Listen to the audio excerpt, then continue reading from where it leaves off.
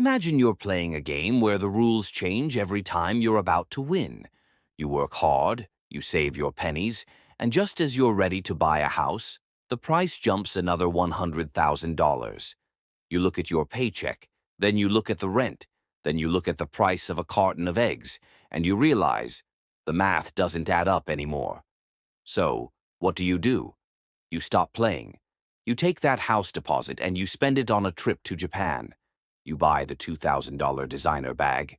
You live like there's no tomorrow because, in your head, there is no future you can afford.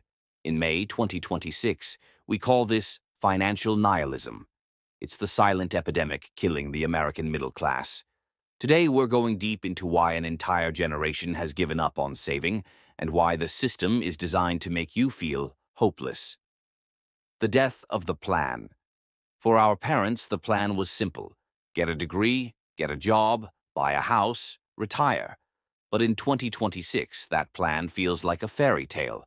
Real wages in the U.S. have actually decreased by 0.6% just in the last month, while the gap between the ultra-rich and the rest of us is hitting record highs. When you see a billionaire flying to space while you're struggling to afford health insurance, something inside you breaks. You stop caring about long-term growth and start caring about immediate dopamine. This is why doom spending is at an all-time high. If the world is ending, or at least the world as we knew it, why not have a nice dinner tonight? The trap. Why the system wants you hopeless. Here is the scary part. The system thrives on your nihilism. When you give up on saving, you become the perfect consumer. You spend every dollar you make. You take on more debt. You stay stuck in the 9 to 5 because you have no FU money to walk away.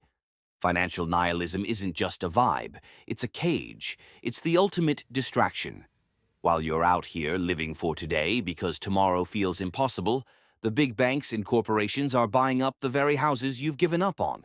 They want you to think it's impossible so they can own everything while you rent your entire life. The counterattack.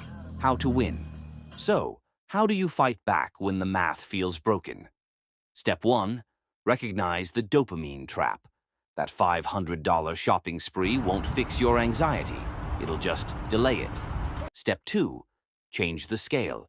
Maybe you can't buy a mansion in LA, but you can buy a small piece of the world through index funds or ETFs. Step 3. Radical minimalism. In 2026, the biggest flex isn't what you own, it's how little you need to be happy.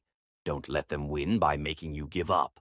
The game is rigged, but you can still find a way to play on your own terms. Do you feel like the American dream is dead? Or are you still grinding? Be honest in the comments. And if you're ready to stop being a victim of the system, hit that subscribe button.